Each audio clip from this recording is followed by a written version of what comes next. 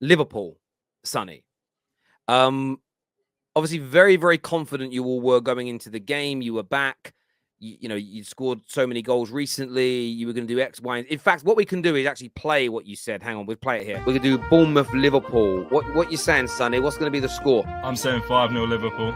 Look at the evidence. 7 in our last game. Last time we played Bournemouth, 9-0. I think minimum it's got to be 3. And I think it's not too hard to put in a good performance at Bournemouth. What's their capacity? 8,000. They haven't got enough fans to even make an atmosphere. So I think we're right. We're going to do Bournemouth. Stop it. Get some help.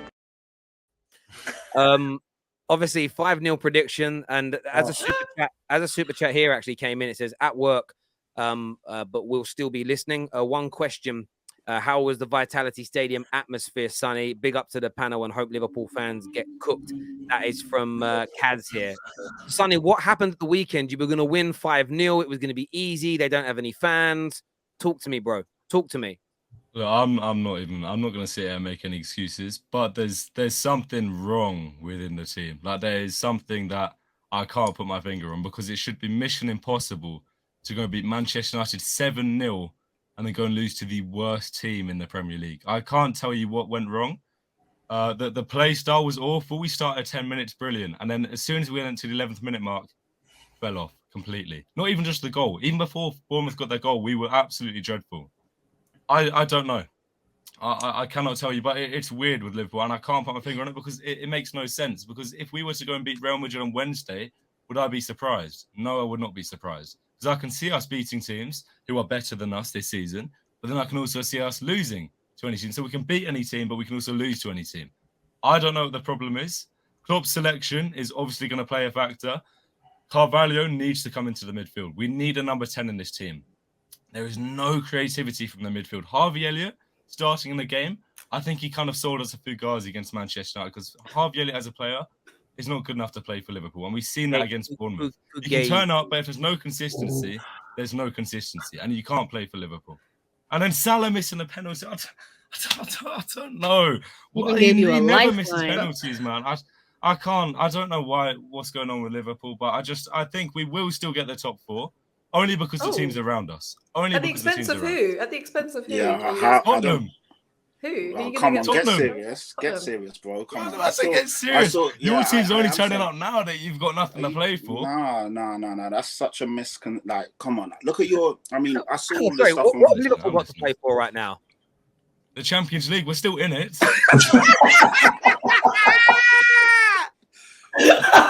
5-2 at home. You got smashed 5, and then you're going to the Bernabeu and you're telling me you're still in it. And Real Madrid they're the Champions League. They are Mr. Champions League.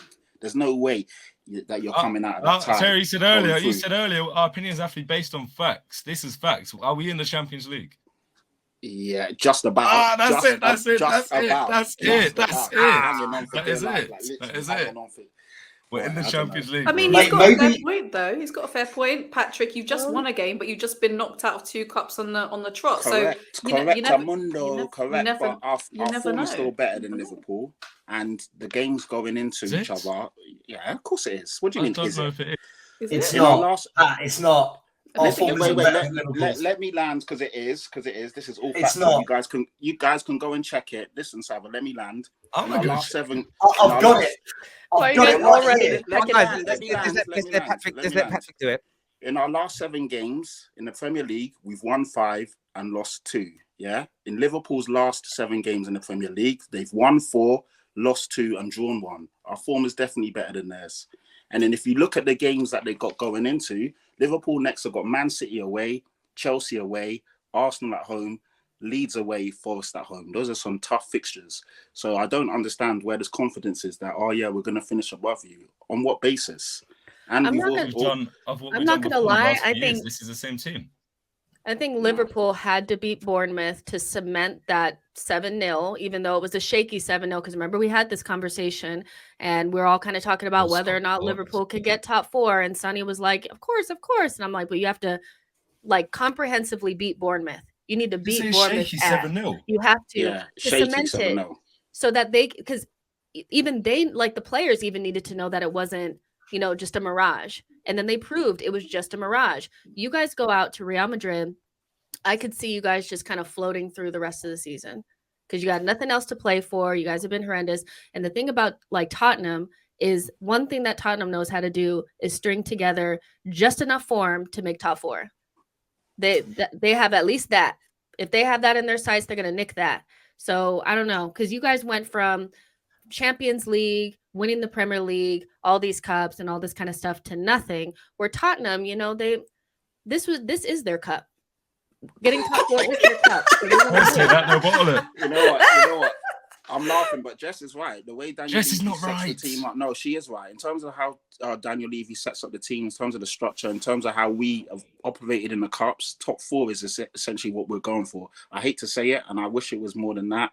At the beginning of the season, I said for me, a good season would be top four in the trophy, and ideally I wanted to come third because I thought it would be Liverpool and Man City battling, fighting for first and second, Tottenham third, Arsenal fourth. That was my top four, and I wanted us to cement being better as in progression year on year with a trophy. But the way we set up in these cup competitions, the way Daniel Levy is up, it's literally top four is our trophy. So yeah, but when I look at the form of the teams and I look at what's going, I do think Tottenham have a lot more about them than Liverpool this season.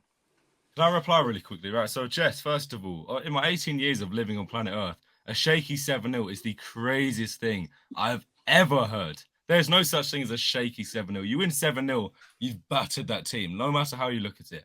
And then, Patrick, we're talking about whoever's going to get top four, right? Liverpool have been in this position before, right? Liverpool, like in terms of statistically, they can only get better. Liverpool 2-3 years ago, 2020 season, whenever that was, we were dreadful. We had players injured, and we still managed to get over the line because the mentality of this team. We still have those players in this team. We have players coming back from injury like Luis Diaz. Luis Diaz gets straight into this team. We go from here to here when we get our players back from injury. I don't know about Tottenham. I don't think Tottenham have a big injury list. Liverpool do, and we have players coming back. There's a big difference. I don't think it choose players. But I need to respond to that one little bit at the beginning. The reason why I say it's a shaky 7-0 is because anybody with two eyes that was watching that knows that depending on how you performed against Bournemouth, it would either solidify whether Man United were just bad or you guys were that good. And what it really showed is like Man United were really bad in that game. They were. I'm sorry. And you guys took advantage of that.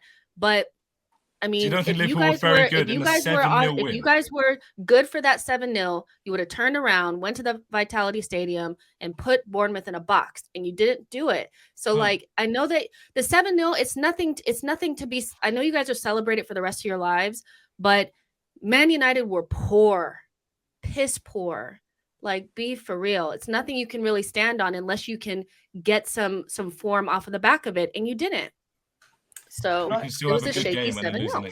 Can I interject in here from a Tottenham Liverpool point of view, right? Is I think before everyone gets all riled up, I think it's really important, like Pat said, when you actually look at the fixtures coming up, right? And now I think anyone who knows me, and if you don't know, you will start. I nearly sound like Mr. Box Office there. You will start to understand that I am not biased. Patrick, you will know this, right? I am not a biased Spurs fan.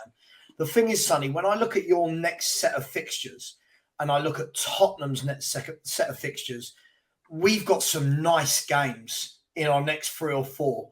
I'm not saying we're going to win them all, but we've got Southampton, Everton, Brighton and Bournemouth. We've got 3 of the bottom 5 in our next 4.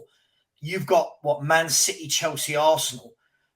I mean, if we win 2 or 3 of ours and you don't win 2 or 3 of yours, it's going to be a huge ask for you. I would rather have our 3 games. And let me just come on. Why? Hang on, Sonny. Yeah, explain that first. Go on. Why? I would, based off this season, we know in big games we're going to turn up. We have no other choice but to turn up.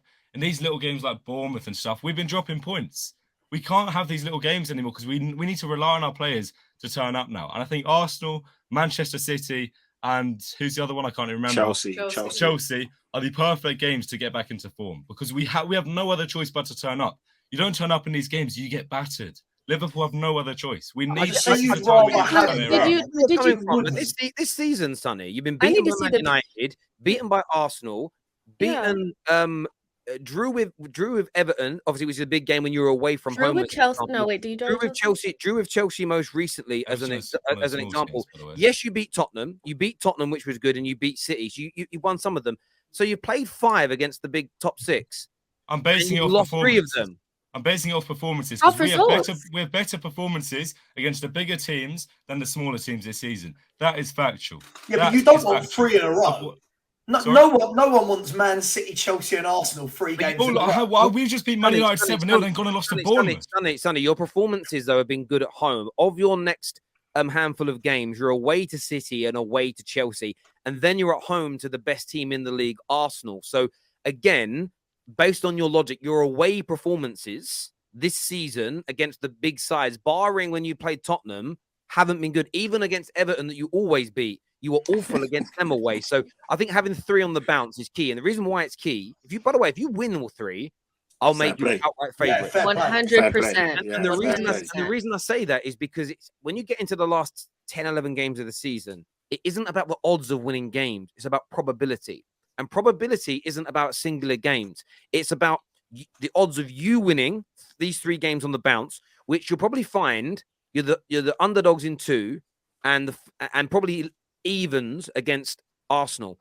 The odds of you winning all 3 on the bounce, you have to multiply all those sums by each other. So say you're 5-1 and then you're 6-1 to win, and then it's like evens. You have to multiply those odds together, which makes it will make it hundreds of percentages to 1 to do it. At the same time, you then have got to add up the percentages of Spurs not winning in that period, and Man United not winning in that period, and Newcastle not winning in that period. You add all those odds up together.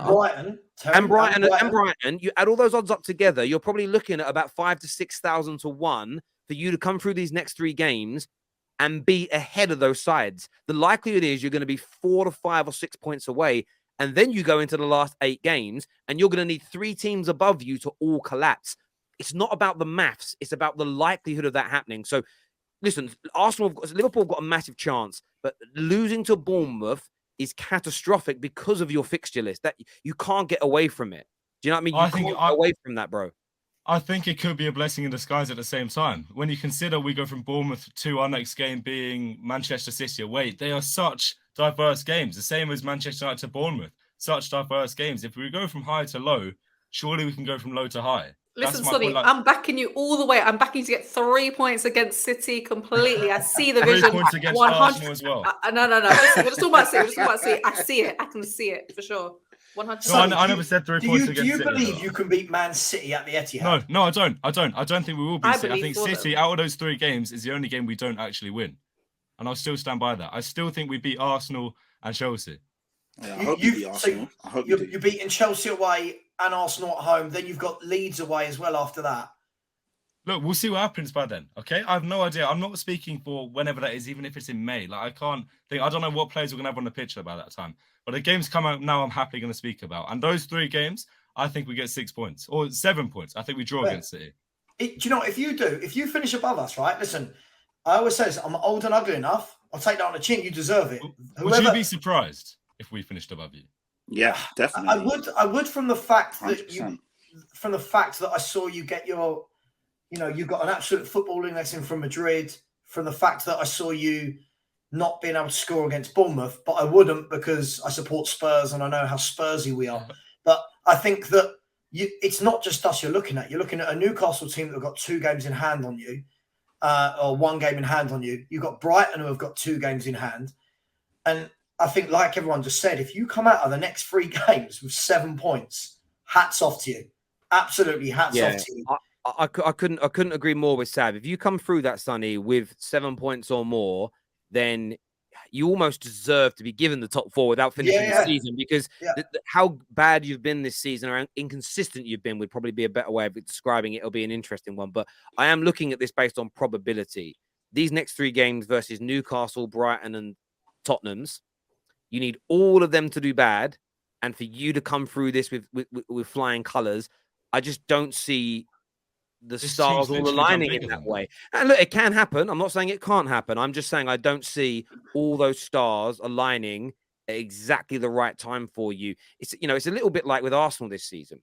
If Arsenal had 2 teams like City chasing them down, maybe I wouldn't have been as confident. But they've only got 1. It's different because the probability isn't as high. But listen, it's an interesting